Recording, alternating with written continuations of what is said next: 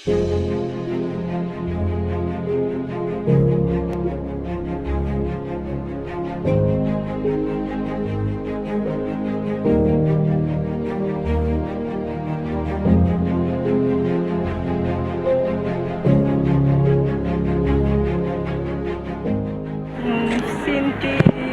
carne manara-pentsy no ahafahako misizaka ilay tosika atsimina dia misaotra ny fitondram-panjakana na aminao izao fanampiana ho anay izao.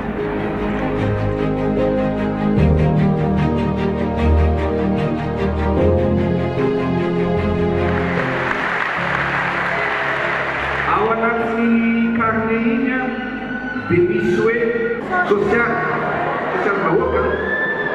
Ao anatin'ny social bahoaka iny mahafinaritra mihitsy rehefa mijery ny carne satria misy ao vita tampon hoe efa nahazo atsinjo, efa nahazo tosika fameny, efa nahazo azavana ho anao, dia zao efa nahazo fampitsipana. Zay teneniko anareo tsy io rehefa mahazo fahasoavana amin'olona ny olona anankiray dia mila mitsinjo ny hafa ihany. Marina sa tsy marina? Nareo zao nahazo io vavy io tsy mangataka be dia be fa ray moa ny angatako anareo. Tonga ny an-tranonareo na eny an-dalana eny dia makana dia raika mitokana dia meo an'izay olona hitanareo fa tsy manam-bekena. Dia hitanareo fa anova namatra be dia be.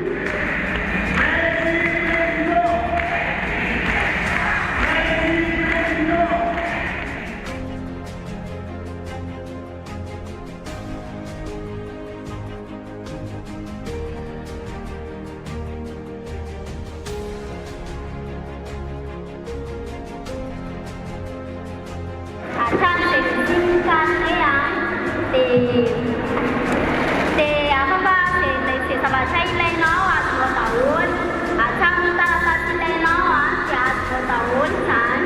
Hatramina zavona ilay carne zany dia mba nisovana teo amin'ny fiainan'ny vahoaka be lehibe ny tombotroany vahoaka madinika taminy.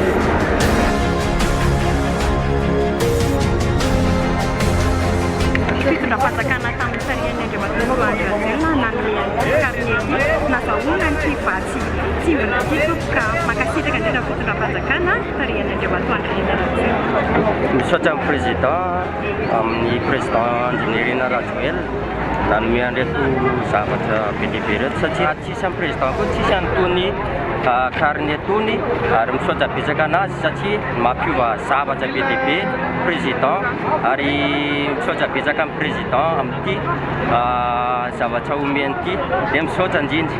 Ny vokotany rehetra nahazo ilay carne iny fantatra fa biometrika ilay izy misy mananteny isika rehetra fa ikojakojany reny ihany reny efa nampitapitany amin'ny vahoaka anay izany torohevitra rehetra izany dia azao reny aloha toko very kara-panondro toy izay very carne anankiray. Saotra tompoko.